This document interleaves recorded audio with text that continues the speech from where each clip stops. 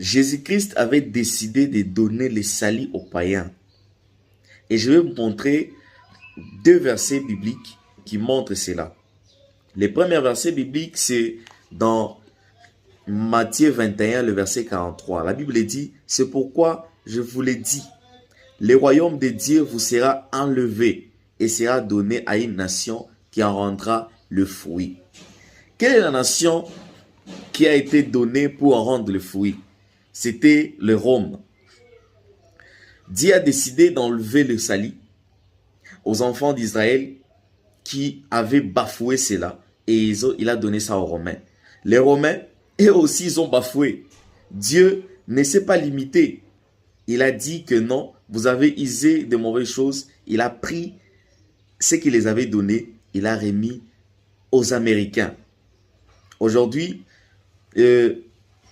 l'évangile est propagé dans le monde entier avec le protestant à partir des Américains. Donc, Jésus-Christ était venu pour la maison brebis, le brebis perdu de la maison d'Israël, oui, mais quand les brebis perdus de la maison d'Israël ont refusé les salut, Jésus a pris et il a donné à tout le monde. C'est pourquoi en Marc 15, le verset 16, il dit, allez prêcher la bonne parole à toute la création. Si vous regardez bien, au verset 22, il donne une parabole d'un roi qui avait fait un festin, mais les gens qu'il avait invités ont refusé.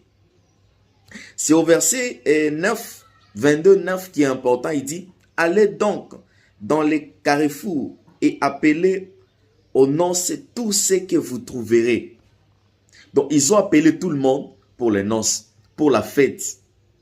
Donc, les salis qui étaient juste réservés aux enfants d'Israël a été distribué, a été donné à toutes les nations. Celui qui va venir te dire que n'acceptez pas Jésus-Christ comme ton Seigneur et Sauveur parce que Jésus a dit que Jésus a été envoyé aux brebis perdues de la maison d'Israël. C'est un menteur, c'est un imposteur. Il veut juste te troubler pour te montrer que tu dois suivre une religion et non chercher une identité dans le royaume de Dieu. Parce qu'être chrétien, c'est avoir une identité dans le royaume de Dieu. Ce n'est pas une religion. Qu'on ne vous trouble pas.